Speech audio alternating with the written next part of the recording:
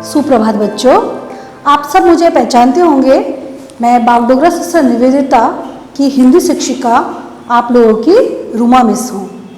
आज मैं आपको जो पाठ पढ़ाने जा रही हूँ वह आपकी पाठ्य पुस्तक सुबोध भारती का पाठ 2 से लिया गया है, जिस कहानी का नाम है राजा का न्याय।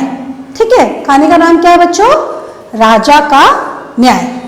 तो आप सब ये बुक खरीद लिए होंगे, ये जो पाठ्य पुस्तिका है जरूर खरीद लिया होगा। इसका पार्ट 2 निकालो, पृष्ठ संख्या है 13। ठीक है, देखो बच्चों, यहाँ दिया हुआ है राजा का न्याय। आपको पता है राजा किसे कहते हैं? किंग। और उनका न्याय मतलब राजा ने किस तरह न्याय किया है अपने प्रजा के साथ, उस तरह की एक बहुत ही मजेदार कहानी मैं आज आपको सुनाने जा रही हूँ। तो मैं आपको कहानी पाठ से सुनाने से पहले इसको संक्षिप्त में बताना चाहती हूँ कि ये कहानी कैसी है। सुनो बच्चों, एक राजा थे, उनका नाम था बीरबाहू। क्या नाम था राजा का? हाँ, बीरबाहू। वो राजा बहुत अच्छे थे। ठीक है, वो राजा काशी के राजा थे और वो अपने प्रजा से बहुत प्यार करते थे। ठीक है बच्चों, जो राजा थे बीरबाहू राजा, वो अपने प्रजा से बहुत क्या करते थे? प्यार करते थे। ठीक है, जैसे आपके मम्मी पापा आपसे प्यार करते हैं ना, उसी तरह वो राजा भी अपने प्रजा से बहुत प्रेम करते थे। और जो प्रजा थी वो भी राजा से बहुत प्रेम करते थे, क्योंकि वो जो राजा थे ना, वो बहुत न्यायप्रिय राजा थे। वो बहुत अच्छे से न्याय करते थे, किसी के भी दुख में उनको दुखी नहीं होने देते थे, हर एक को क्या करते थे? खुशहाल रखते थे। ठीक है, तो वो राजा की रानी जो थी उनका नाम था सुमति। क्या नाम था रानी का? हाँ, सुमति। ठीक है, जो रानी थी ना, वो अपने मम्मी पापा की इकलौती बेटी थी। इकलौती होने से बहुत लाडली होते हैं ना। कौन कौन बच्चा है इस क्लास में इकलौता बेटा, इकलौती बेटी? जो इकलौते होते हैं ना, वो बहुत क्या होते हैं? बहुत लाडले होते हैं। वैसे तो लाडले मम्मी पापा के सारे ही बच्चे होते हैं, लेकिन जो इकलौते होते हैं ना, वो कुछ ज़्यादा ही लाडले होते हैं। तो इसी तरह जो ये रानी थी सुमति, तो वो अपनी मम्मी पापा की बहुत लाडली बेटी थी। इसीलिए वो बहुत क्या थी? घमंडी थी। और वो देखने में भी बहुत सुंदर थी। जो रानी सुमति थी वो देखने में बहुत सुंदर थी, इसीलिए उसको अपनी सुंदरता का थोड़ा घमंड भी था। तो एक बार उन्होंने क्या किया, सर्दी का मौसम था, हाँ, तो वो रानी अपनी सहेलियों के साथ गंगा स्नान करने के लिए गई। तो जब वो गंगा स्नान करके वापस आ रही थी, तो ना रानी को बहुत ठंडी लगा। उसके हाथ पाँव क्या करने लगे? ठिठुरने लगे। ठंडी से क्या होता है? हाथ वैसे से हो जाता है, करते ना ठंडी से। इस तरह ठंडी के मारे रानी का जो हाथ था ना, वो पूरा ठिठुरने लगा, कांपने लगा। तो रानी ने सोचा कि वह रास्ते में आग सेक ले। तो वो जब चल रही थी रानी, चलते चलते उसने एक झोपड़ी देखा। क्या देखा? झोपड़ी। तो रानी ने सोचा क्यों ना इस झोपड़ी को हम जला दें, जला के आग सेक लें। तो रानी ने कहा अपनी सहेली से कि हम इस झोपड़ी को जला के थोड़ा आग सेक लेते हैं। तो उसकी सहेली ने बोला नहीं नहीं, किसी की झोपड़ी जला के इस तरह आग सेकना ठीक नहीं है, ये किसी गरीब का झोपड़ी होगा, हमें इस तरह जलाना ठीक नहीं है। तब रानी ने चुनक कर कहा क्यों? ये तिनका झोपड़ी है, क्या है, ये जला देते हैं, बाद में बना देंगे, ये झोपड़ी जला देंगे, हाथ तो हमारे गर्म हो जाएंगे ना। हम इस झोपड़ी को जला के पहले आग सेक लेते हैं, बाद में इसे हम बना देंगे। ऐसे बोलने के साथ साथ ही वो झोपड़ी को जला दिया। जलाने के बाद रानी ने तो आराम से हाथ सेक लिया, हाथ पाँव सेक के वो राजमहल की ओर प्रस्थान किया उसने। कुछ ही समय बाद वो एक झोपड़ी किसकी थी? एक ब्राह्मण की थी, एक गरीब ब्राह्मण की वो झोपड़ी थी। जब वो वापस आया, आके देखा, हे राम, उनका झोपड़ी तो पूरा जल के राख हो गया है। तो क्या किया, ब्राह्मण दौड़ता दौड़ता किसके पास गया? हाँ, राजा बीरबाहू के पास गया। जाके बोला, राजा साहब, मेरा झोपड़ी को जला के राख कर दिया है। तो राजा को जब पता चला वो झोपड़ी रानी सुमति ने जला के हाथ सेका, तो राजा को बहुत गुस्सा आया। राजा ने बोला, किसने ये झोपड़ी जलाई? जब रानी सुमति ने कहा ये झोपड़ी मैंने जलाई है, तो क्या हुआ, बना देंगे। तो राजा तो न्यायप्रिय राजा था, वो प्रजा से बहुत प्रेम करता था। तो क्या कहा राजा ने रानी को कहा, ठीक है, तुमने ये झोपड़ी जला दिया ना, तो अब तुम्हें ये झोपड़ी बनानी पड़ेगी।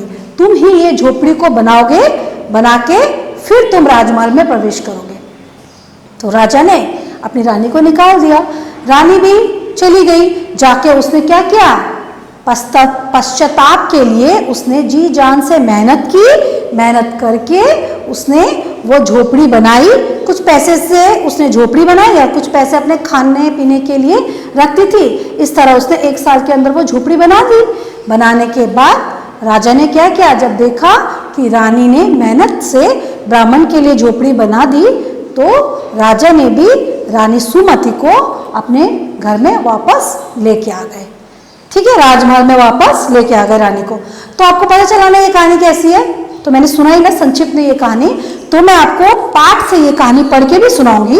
बच्चों, आप सब एक एक अक्षर पर, एक एक पंक्तियों और वाक्य पर हाथ रखते हुए मेरे साथ इसे पढ़ेंगे।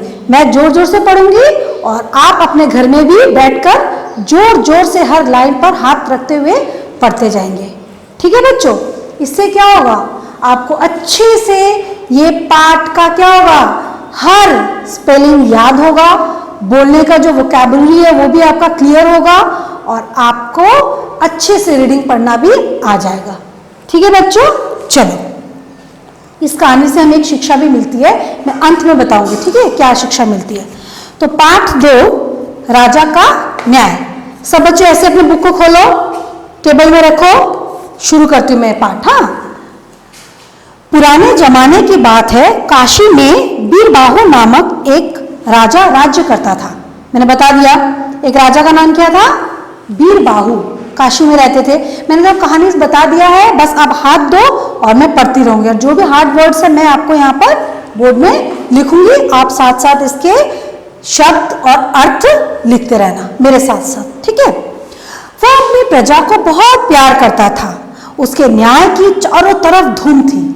राजा क्या थे, अपने प्रजा से बहुत प्रेम करते थे और उनकी जो न्याय की जो न्याय प्रियता थी उसकी धूम चारों तरफ फैली हुई थी कि ये राजा क्या है, महान राजा हैं। वो अपने प्रजा से बहुत प्रेम करते हैं और बहुत अच्छे से न्याय करते हैं, चाहे उनकी रानी हो या कोई भी हो, लेकिन वो न्याय में कभी भी पीछे नहीं हटते हैं।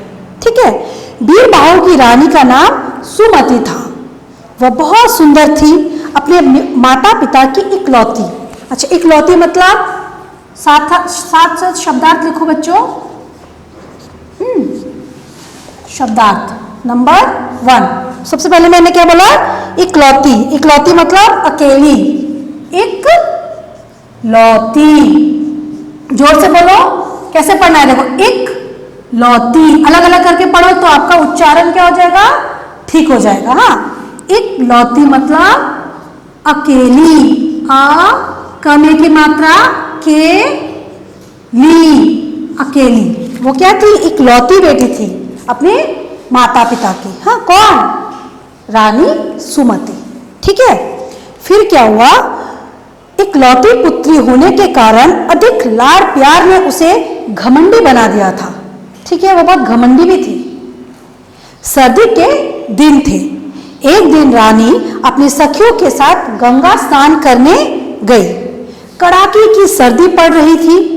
स्नान करके लौटते समय रानी के हाथ पैर ठिठुरने लगे। ठिठुरने मतलब कांपने। लिखो नंबर 2, ठिठुरने। ठिठुरने कैसे पढ़ेंगे हम लोग इसको, ठिठुरने, ठिठुरने। तोड़ तोड़ के पढ़ो बच्चों, तोड़ तोड़ के एक एक वन पर प्रेशराइज डाल के उसे धीरे धीरे तोड़ तोड़ के पढ़ो। देखो आपका उच्चारण क्या हो जाएगा, एकदम क्लियर, परिष्कार हो जाएगा, आप कभी नहीं भूलोगे। ठिठुरने, ठिठुरने मतलब कांपने। कांपने लगी। ठीक है, उसके बाद ठंडी के मारे आप सभी देना बहुत ज्यादा ठंड पड़ती है तो बाप रे कितना ठंडा लग रहा है ऐसा करते हो ना, ठिठुरने लगते हो ना, उसी तरह वो रानी भी ठंडी के कारण ठिठुरने लगी। उसके बाद क्या हुआ, उसने इधर उधर देखा तो एक छोटी सी झोपड़ी दिखाई दी। उसके बाद रानी ने अपनी सखियों से कहा, आओ इस झोपड़ी को जलाकर तापे। गलत बात है ना बच्चों, किसी की झोपड़ी को जला के तुम आग सेकोगे, अपने शरीर को गर्म करोगे तो गलत बात है ना। आप सब ये काम कभी मत करना। ठीक है, रानी ने क्या किया, किसी गरीब ब्राह्मण की झोपड़ी को जला के सेकने के लिए अपने दिमाग में सुझाव सोचा कि मैं इस तरह सेक लेती हूँ। फिर क्या हुआ, एक सहेली ने कहा, महारानी ये किसी गरीब की झोपड़ी है, इसे जलाना ठीक नहीं है। ठीक है बच्चों, देखो उसकी एक सहेली थी, जैसे आपके बहुत दोस्त होते हैं ना क्लास में, उसी तरह रानी की भी एक सहेली थी। उसने क्या किया, अच्छा आइडिया दिया, अच्छी बातें कही कि नहीं इस तरह किसी की झोपड़ी जलाना ठीक नहीं है। तो आपके जो दोस्त है ना, आपके दोस्त को भी आपको अच्छी सलाह देनी चाहिए।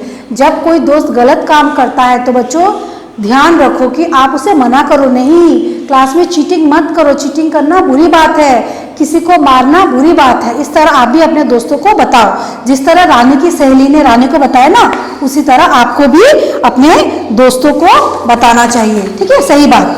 फिर क्या हुआ, रानी ने कहा, 4 तिनकों की झोपड़ी है, जल जाएगी तो क्या। देखो रानी ने क्या बोला कि 4 तिनकों की झोपड़ी है, जल जाएगी तो क्या होगा, कुछ भी नहीं होगा, नहीं बनवा देंगे। देखते ही देखते झोपड़ी में आग लगा दी गई। हाथ पांव ताप कर रानी अपने सखियों के साथ राजमहल में लौट आई। फिर क्या किया, हाथ पांव उसने अपने गर्म कर लिए, वो झोपड़ी को जला दिया, जला वला के रानी अपने घर की ओर चली गई। ठीक है बच्चों, फिर क्या हुआ, वो झोपड़ी एक गरीब ब्राह्मण की थी। मैंने पहले ही बताया था ना, वो झोपड़ी किसकी थी, एक गरीब ब्राह्मण की थी वो झोपड़ी। जब उस गरीब को पता चला कि रानी ने तापने के लिए उसकी झोपड़ी जला डाली है तो वो बहुत दुखी हुआ और फरियाद लेकर राजा बीरबाहु के पास पहुंचा। फरियाद मतलब क्या, शिकायत। देखो फरियाद,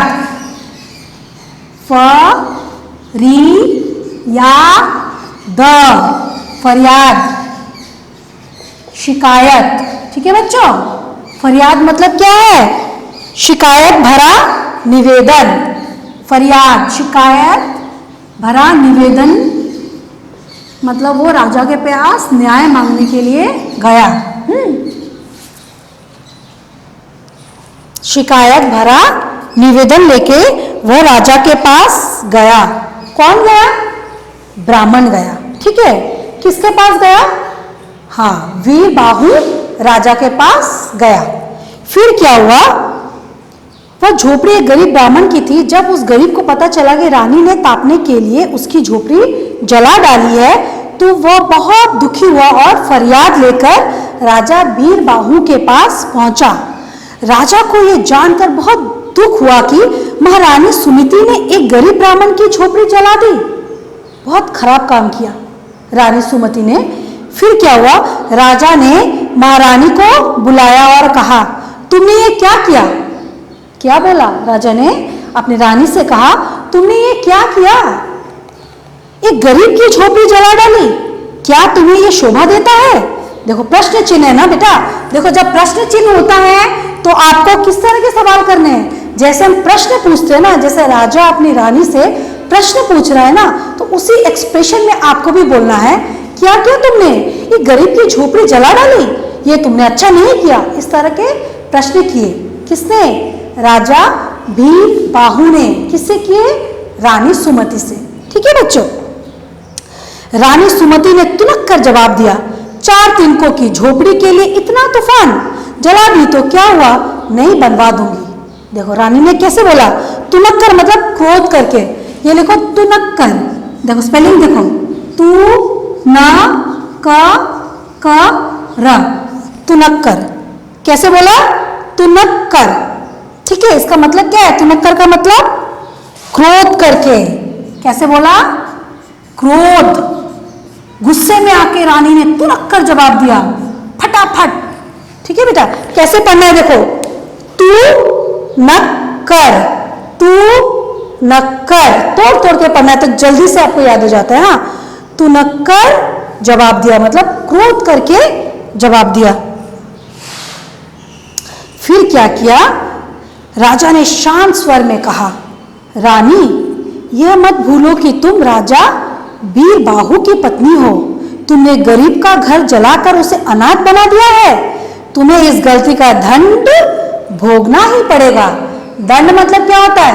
सजा, दंड, दंड, दंड मतलब सजा। साथ साथ लिखो बच्चों, सजा। क्या भोगना पड़ेगा तुम्हें? इसका दंड भोगना पड़ेगा, क्योंकि मैं राजा बीरबाहु हूं, मैं सभी के साथ समान न्याय करता हूं। ठीक है, मैं अपनी प्रजा से बेहद प्रेम करता हूं, इसीलिए तुम्हें इसकी सजा भुगतनी पड़ेगी। ठीक है बच्चों, फिर क्या हुआ? तभी उस गरीब के साथ न्याय होगा। तुम्हें उसकी झोपड़ी फिर से बनानी होगी, और वह भी अपनी मेहनत से। क्या बोला? मेहनत से तुम्हें वह झोपड़ी बनानी होगी। जब तक तुम अपनी मेहनत से वह झोपड़ी नहीं बना दोगे, तब तक तुम इस महल में नहीं रह सकती। वाह, कितनी अच्छी बात कही राजा ने। राजा हो तो ऐसा, ठीक है, ऐसे राजा होने से क्या होगा? हमारे देश में शांति छा जाएगी। सब लोग क्या रहेंगे? सुखी और शांति से अपना जीवन यापन कर सकते हैं। हम सबको क्या चाहिए? राजा बीरबाहु जैसा राजा चाहिए, तभी हमारा देश क्या होगा? अच्छे से, शांति से, सुखी से, आनंद से रह सकता है। ठीक है बच्चों, फिर क्या हुआ? रानी का सारा घमंड चूर चूर हो गया, चकनाचूर हो गया। रानी को गुस्सा आ गया, अरे अभी मैंने क्या किया? अभी तो मुझे ये सजा मिल गई, अब तो मुझे ये सब तो करना ही पड़ेगा, क्योंकि राजा बीरबाहु जो बोलते थे वो करके ही दिखाते थे। ठीक है, फिर क्या हुआ? और वो अपनी भूल पर पछताने लगी। उसे समझ में नहीं आ रही थी कि क्या करे।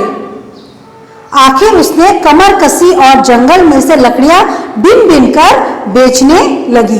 कमर कसी मतलब क्या है? काम के लिए तैयार होना। हाँ, ये मुहावरा भी है। ठीक है, कमर कसी मतलब काम के लिए तैयार हुई। कमर कसना एक मुहावरा भी है। बोलो काम, वो मेरे साथ साथ बोलो, काम के लिए तैयार होना, तैयार होना। ठीक है, अच्छा देखो, कमर कसी, कमर कसी मतलब काम के लिए वो तैयार हो गई। अभी तो ऐसे करके कमर को कसा। चलो, मुझे तो अभी बनानी पड़ेगी झोपड़ी, क्योंकि ये राजा का आदेश है। फिर क्या हुआ? सर्दी, गर्मी और बरसात की परवाह किए बिना उसने 1 वर्ष तक जी तोड़ परिश्रम किया, बहुत मेहनत किया। 1 साल क्या किया उसने? जी तोड़ मेहनत किया। जी तोड़ मेहनत करना भी मुहावरा है, इसका मतलब है अत्यधिक मेहनत करना। जी तोड़ मेहनत करना मतलब नंबर 7 है, जी तोड़ मेहनत करना। तोड़ तोड़ के पढ़ो, जी तोड़, तनों की मात्रा तोड़, मेहनत करना। ठीक है, जी तोड़ मेहनत करना मतलब अत्यधिक मेहनत करना।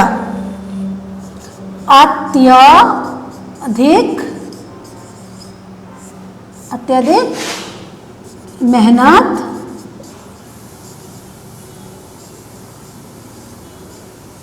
करना।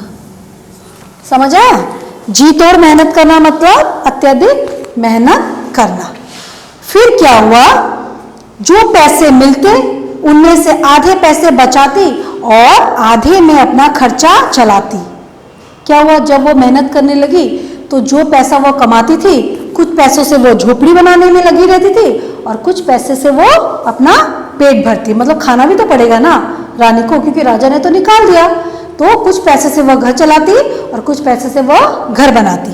ठीक है, बचे पैसे से उसे झोपड़ी तैयार करवा दी अब उसे समझ में आया कि गरीबी क्या होती है और 4 तिनकों की झोपड़ी बनाना गरीब के लिए कितना कठिन होता है।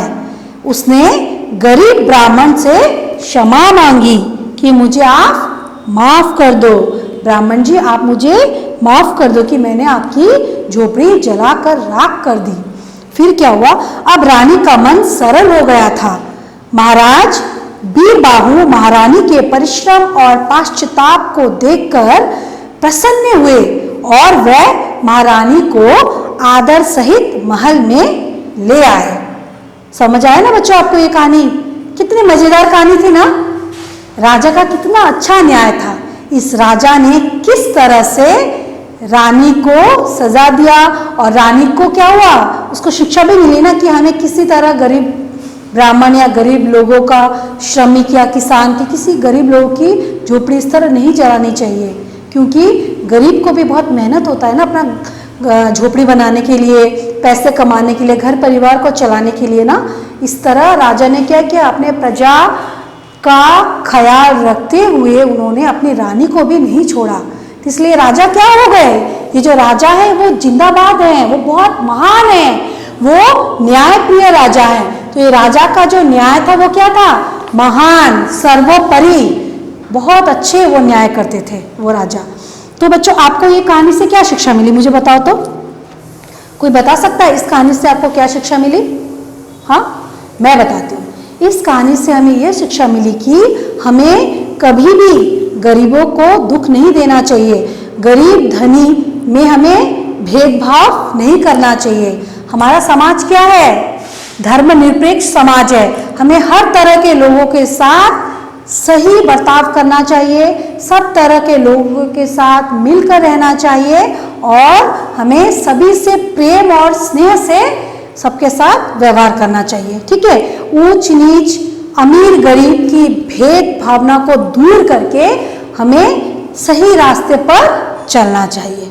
ठीक है, आप बच्चों ये बात ध्यान से अपने मन में बिठा लो कि कोई अमीर गरीब नहीं होता है। भगवान ने हमें इस पृथ्वी में एक बराबर रूप में ही भेजा है। ठीक है, जो अमीर है वो मेहनत करके क्या होता है, जो गरीब है वो मेहनत करके अमीर बन जाता है, और जो ज़्यादा अमीर है वो ज़्यादा घमंड दिखाता है ना, तो क्या हो जाता है, बाद में गरीब भी हो सकता है। इसीलिए अमीर और गरीब का भेदभाव हमारे अंदर नहीं रखना चाहिए।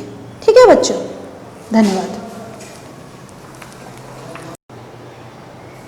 बच्चों मैंने आपको राजा का न्याय पाठ का संक्षिप्त पूरा कहानी भी बताया और पाठ से भी मैंने पढ़कर सुनाया। तो चलिए अभी हम करेंगे इसका प्रश्न उत्तर। हम इसका पहले मौखिक प्रश्न उत्तर करेंगे, उसके बाद लिखित करेंगे और उसके बाद करेंगे हम व्याकरण। ठीक है बच्चों, तो आप लोग पेज नंबर 15 निकालो। पृष्ठ संख्या 15 में सबसे पहले दिया गया है मौखिक प्रश्न उत्तर। ठीक है बच्चों, सबसे पहला प्रश्न एक दिया है, बीरबाहु कैसा राजा था? इसका उत्तर है, बीरबाहु अपनी प्रजा का सदा हित चाहने वाला एक न्यायप्रिय राजा था। ठीक है, समझ आया आप लोग को? Very good. नंबर 2 प्रश्न है, सुमति कौन थी, उसका स्वभाव कैसा था? उत्तर नंबर 2, सुमति राजा बीरबाहु की पत्नी थी। सुमति घमंडी स्वभाव की थी। हो गया प्रश्न नंबर 2 का उत्तर। और प्रश्न नंबर 3 देखो बच्चों, यदि आप राजा की जगह होते तो किस प्रकार न्याय करते? ये प्रश्न आपको खुद लिखना है। आप सोचो कि आप राजा हो। ठीक है, सब बच्चे सोचो अपने आप को कि आप राजा हो और इसका उत्तर खुद बना के लिखना है। स्वयं लिखें कि आप राजा होते तो आप कैसे न्याय करते। ठीक है, अपनी प्रजा का। इसके बाद हम करेंगे लिखित। तो लिखित पृष्ठ संख्या 16। ठीक है, इसमें दिया गया है लिखित। लिखित प्रश्न नंबर 1 दिया है, सुमति ने गरीब की झोपड़ी क्यों जलाई? तो लिखित प्रश्न नंबर 1 का उत्तर है, सुमति ने गरीब की झोपड़ी ठंड से बचने के लिए अर्थात तापने के लिए जलाई। ठीक है, प्रश्न नंबर 2 लिखित का, गरीब ब्राह्मण ने न्याय पाने के लिए क्या किया? इसका उत्तर है, गरीब ब्राह्मण ने न्याय पाने के लिए अपनी फरियाद लेकर राजा के पास पहुंचा। ठीक है। प्रश्न नंबर 3, राजा बीरबाहु ने रानी को क्या दंड दिया? इसका उत्तर है, राजा बीरबाहु ने रानी सुमति को यह दंड दिया कि, ने है बेटा, हाँ ये देखो, ने, राजा बीरबाहु ने रानी सुमति को यह दंड दिया कि जब तक रानी अपने परिश्रम से उस गरीब की झोपड़ी न बना दे, उन्हें महल से बाहर रहना होगा। ठीक है, ये दंड दिया। फिर है प्रश्न नंबर 4, गरीबी क्या होती है, यह रानी को कब पता चला? प्रश्न नंबर 4 में दिया है, गरीबी क्या होती है। इसका उत्तर है, जब रानी को स्वयं परिश्रम करके अपना भरण पोषण करते हुए झोपड़ी तैयार करना पड़ा, तब रानी को पता चला कि गरीबी क्या होती है। ठीक है। इसके बाद प्रश्न नंबर 5, आपको इस कहानी में सबसे अधिक अच्छी क्या बात लगी? इसका उत्तर है, हमें इस कहानी में सबसे अधिक अच्छी बात राजा का न्याय लगा, जो सबके लिए बराबर था। देखो, इसका उत्तर मैंने अपने तरफ से दिया है। यदि आप कुछ और चाहते हो, आपको कुछ और अच्छा लगा, वह भी आप लिख सकते हो। मेरा उत्तर है, हमें इस कहानी में सबसे अधिक अच्छी बात राजा का न्याय लगा, जो सबके लिए बराबर था। ओके। नंबर 6, आप लोग बुक में देखो बच्चों, नंबर 6 प्रश्न दिया है, सही उत्तर चुनकर लिखिए। ये आपको अपने बुक में ही टिक लगाना है, उसके बाद जो टिक लगाओगे उसी को ही इसके अंदर लिखना है। प्रश्न दिया है, रानी सुमति ने सहेली की बात नहीं मानी क्योंकि उसे ठंड लग रही थी। अंडरस्टूड? समझ आया आपको? क्यों नहीं मानी? क्योंकि उसे बहुत ठंड लग रही थी। ख का उत्तर है, पहले प्रश्न देखो, गरीब ब्राह्मण ने राजा के पास जाकर फरियाद की क्योंकि उसे न्याय चाहिए था। क्या था? उसे न्याय चाहिए था, इसीलिए वो राजा के पास जाके उसने अपनी फरियाद की। ठीक है। और ग का प्रश्न है, रानी सुमति लकड़ियां बेचने लगी क्योंकि उसे पैसे बचाकर झोपड़ी बनानी थी। समझ आया आपको? ये जो सही उत्तर है, इसे यहां पर आपके बुक के साइड में आपको इसका आंसर लिखना है। उसके बाद हम करेंगे भाषा की बातें, मतलब व्याकरण। चलो देखो बच्चों, व्याकरण मैं आपको पीडीएफ में भी दूंगी, और यहां देखो, सबसे पहले प्रश्न नंबर 1 में तो दिया है, इसको आपको पढ़ना है, अच्छे से इसको पढ़िए। क्या दिया? एक शब्द के 2 अर्थ समझिए।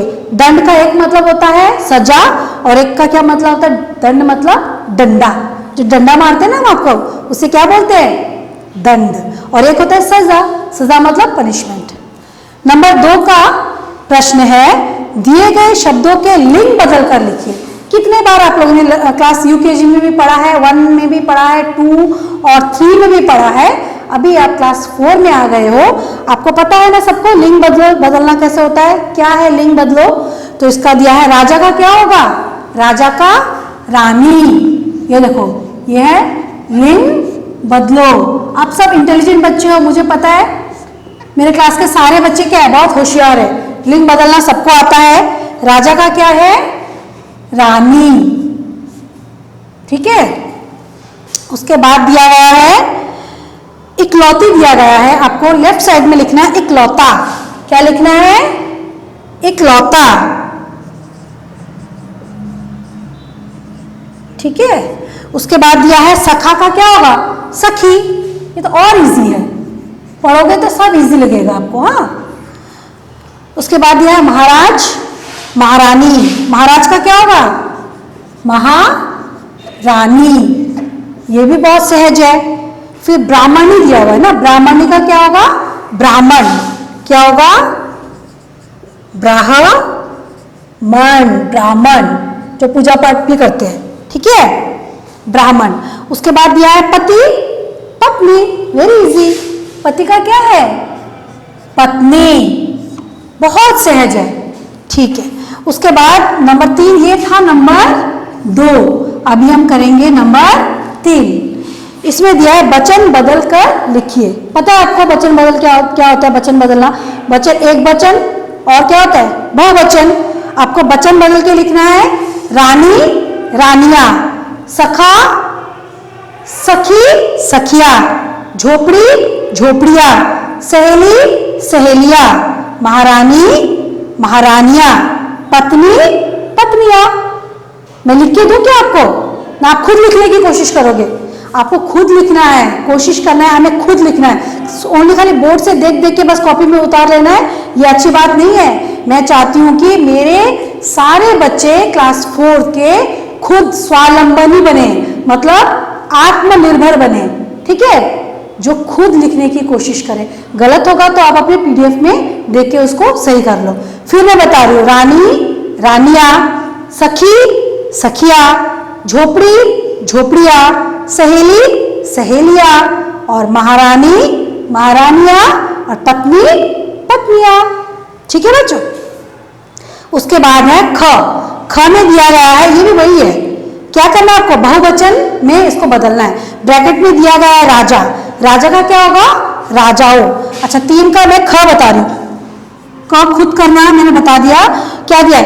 अनेक राजाओं ने अपनी प्रजा के हित के लिए काम किए, क्या होगा? राजाओं। सब लिखो साथ साथ में, क्या होगा? राजाओं। उसके बाद दिया है बाढ़ में गरीबों की झोपड़ियां बह गई। गरीब का क्या होगा? गरीबों, क्या होगा? गरीबो, गरीबो। उसके बाद दिया है नंबर 3, राजमहलों में तरह तरह के समारोह मनाए जाते हैं। राजमहल का क्या होगा बहुवचन? राजमहलों। देखो राज राज महलो, तोड़ तोड़ के पढ़ो। देखो आप लोग आराम से पढ़ सकते हो, जितने भी बड़े से बड़े शब्द क्यों ना आए, यदि आप उसे तोड़ तोड़ के पढ़ते हो तो इतने बड़े बड़े शब्द को भी आप आसानी से उच्चारण कर सकते हो। उसके बाद ये हो गया आपका, राजमहलों में तरह तरह के समारोह मनाए गए। अभी प्रश्न नंबर 4 देखो, ये तो और इजी है। ये पहला वाक्य दिया गया है, मैं आपको उच्चारण करके रीडिंग पढ़ के बता रही हूँ, आप उसे खुद लिखो। हाँ देखो, क में दिया गया है, ये हरा पेड़ है, इसे काटना ठीक नहीं। ये लिखना है, हरे पेड़ को काटना ठीक नहीं। उसको शॉर्ट में लिखना है, जो बड़ा सा लंबा सा वर्ड जो दिया है ना, लंबा सा जो वाक्य दिया है, पंक्तियां दिया है, उसे अपने भाषा में थोड़ा छोटा करके लिखो। पहला आपको दिया गया है उदाहरण, उसके बाद वाला देखो दूसरा। ख, यह गलत काम है, इसे करना ठीक नहीं। गलत काम करना ठीक नहीं। उसके बाद घ में दिया गया है, यह दूसरों की वस्तु है, इसे उठाना ठीक नहीं। दूसरों की वस्तु उठाना ठीक नहीं। हो गया ना। अभी प्रश्न नंबर 5, इसमें दिया गया है, पाठ में आए मुहावरों को उचित स्थान पर भरकर वाक्य पूरे कीजिए। ये तो और आसान है बच्चों आप लोग के लिए। देखो मुहावरे आपने पढ़ा ना, 9 2 11 होना, लोहे के चने चबाना, ये सब क्या है? मुहावरा है ना। इसी तरह है मुहावरे। अब मैंने अच्छे काम करने के लिए अपनी कमर कस ली। हो गया ना, ये बुक में था ना, चैप्टर के अंदर था ना, पाठ्य पुस्तिका के अंदर, कि अब मैंने अच्छे काम करने के लिए अपनी कमर कस ली। 5 नंबर का होगा, पहले में कमर कस ली। ये मैं पीडीएफ में दूंगी, फिर भी आप लिखो। हाँ, एक में था, ख में है, अपना नाम रोशन करके ही मैं अपने माता पिता का नाम चमका सकती हूँ। क्या लिखना है? अपना नाम रोशन करके। अपना नाम, ये मुहावरे हैं, रोशन करके, ठीक है, ये है इसका मुहावरा। अपना नाम रोशन करके ही मैं अपने माता पिता का नाम चमका सकती हूँ। और लास्ट में दिया गया है ग में, राजा के अच्छे कार्य की चारों तरफ धूम थी। क्या थी? राजा के अच्छे कार्यों की चारों तरफ धूम थी। इसका मुहावरा क्या है? चारों। ये भी आपके पाठ्य पुस्तिका में राजा के न्याय चैप्टर में दिया गया है। हाँ, वहीं से आपको ढूंढ के लिखना है। मैंने भी बता दिया, अब कोशिश करो खुद लिखने का। समझ आ गया? तो ये जो मैंने आपको प्रश्न उत्तर, मौखिक, लिखित और व्याकरण सारा बताया है, इससे पहले आप पूरा अच्छे से पढ़ोगे। पहले चैप्टर रीडिंग करोगे, उसके बाद प्रश्न भी पढ़ोगे और उत्तर भी पढ़ोगे। उसके बाद क्या करोगे? सारा ग्रामर का पोर्शन लोगे बुक हाथ में, पहले पूरा पढ़ोगे। पढ़ने के बाद फिर अपने कॉपी में उत्तर पुस्तिका में लिखना शुरू करना है। ओके, धन्यवाद बच्चों।